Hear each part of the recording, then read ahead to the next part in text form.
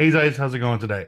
So, as promised, after my Wicked non-spoiler review, I wanted to give you a more in-depth discussion about what my thoughts are on Wicked for Good compared to the first one, with full-on spoiler detail, discussing it's like what I found to be exactly like the takeaways I got from Wicked for Good. So basically, like I said, I came out from Wicked One like absolutely loving it, and I found the pace of it was really well done because it was like you have the introduction at Shiz, they go to the school, having things that are teasing to the Wizard of Oz, and the second part of Wicked for Good, and then the build up with Defying Gravity, and it's this crescendo of effects in Defying Gravity that it's like, oh my god, it's like this is incredible. This is one of the best songs in Wicked, and it goes into like this crescendo effect where you're really hyped to see part two. And when I started watching part two, I noticed that I was really enjoying it, but I noticed that um, with part one, when you have all those scenes going together, part two was kind of like you have the introduction with them at the Munchkin Land and the building of the Yellow Brick Road. That was really cool. I liked how they implemented all the animals with the fact that like they were using slavery for the animals and then laying the Yellow Brick Road brick by brick and showcasing that like the oppression in Oz. That was really cool. And I also really enjoyed the kind of underground railroad that all the animals are going on underneath the Elbic Road. I really and regarding songs, I really like um one only I think it's the only place like home or it's an homage to the Wizard of Oz that Alphaba sings. I like that song more than the Girl in the Bubble, which then later plays in the March of the Witch Hunters. And that was what I was explaining about March of the Witch Hunters is that I felt that you had that like having now watched clips from it online after the movie released and listened to the song lots more times. I feel as though my initial expectations were a lot more higher because it was like my number one film of the year. But now getting it down to what I've actually seen, I'm more appreciating of the March of Witch Hunters.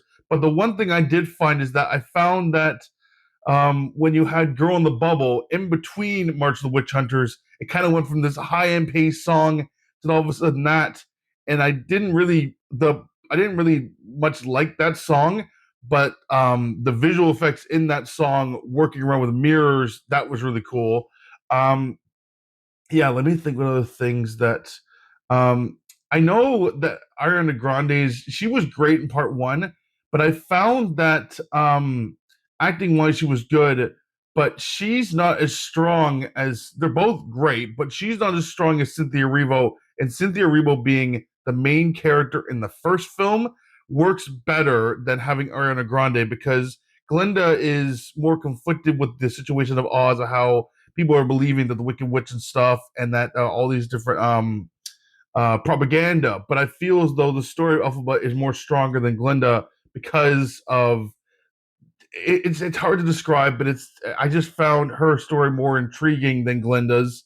Um, but then regarding makeup and visual effects, so when the Fiero becomes the Scarecrow, I really enjoyed that because I looked at it first and I'm like, some of the visuals I noticed that were kind of a bit not not muddy, but a bit taken back. And when you see behind the scenes stuff of the Scarecrow with the practical effects, they look incredible. And same with Ethan Slater as the Tin Man. They're all impractical and it looks incredible. So props to them.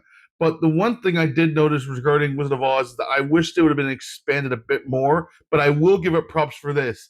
Is that when Ethan Slater is with Nessa Rose in her house and he wants to leave Munchkin, which I also realized that I like that they included how no animals and no munchkins on the train. That was added from the stage play. That was really well done.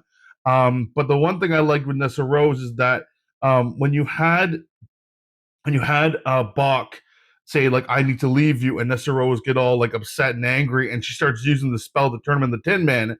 So him's transformation of the Tin Man, and then once he leaves Munchkin Land, enough time would have passed between Bach's transformation, Fiero's transformation, and then the lion being in the woods. When you think about the original Wizard of Oz, Dorothy arrives with the house, goes through the Elbic Road. She meets Scarecrow first, then she meets Tin Man, then she meets Lion. The one thing I really liked is that realistically, if Bach has had the spell on him and he goes into the woods in the original Wizard of Oz, the Tin Man gets gets rained on and stuck in a tin position. So realistically, if he gets stuck, and then the amount of time that goes from him being stuck to Fiero's transformation, and then the line chronologically works out with the timeline that Dorothy would have gone to meet each individual one of them, then getting to March of the Witch Hunters. So that itself, as much as I said I wish there was more, I got to give them props for that, because the fact that they worked in the way of chronological storytelling with each individual characters from The Wizard of Oz in Wicked, tying it where it chronologically makes sense that they meet at this particular moment with all their stories lining up. I got to give them thumbs up for that. So yeah, the music was really good. The practical effects were really good, and like I said, that's what I wanted to kind of delve into more, but spoiler-related stuff regarding to Wizard of Oz. But everything else, like I'd like to watch this movie one more time as like a back-to-back, like the whole Wicked film, and I want to get this on Blu-ray because I want to see if they even make a version of the film where it's all combined at one, and you can watch part one and part two back to back. And I feel as though I might pick up on more things, but still being only one watch in my head, it is still a bit jumbled and stuff. But my opinion is still the same, that I like Wicked One more than Wicked Two.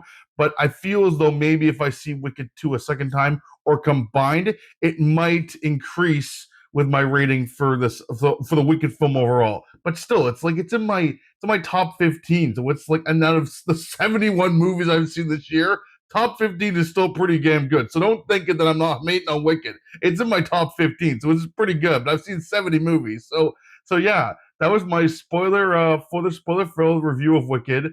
I as much as I could get into more information and stuff, but yeah. So coming up my channel, I forgot to mention my Zootopia review, which I freaking loved, and that's my one of my favorite animated films of the year. I hope, and it's in my top 10 for sure. I'll be seeing Avatar in 4DX end of December, and then I might go see Marty Supreme, and then coming up in December, I've got my holiday winter slash other themed stuff.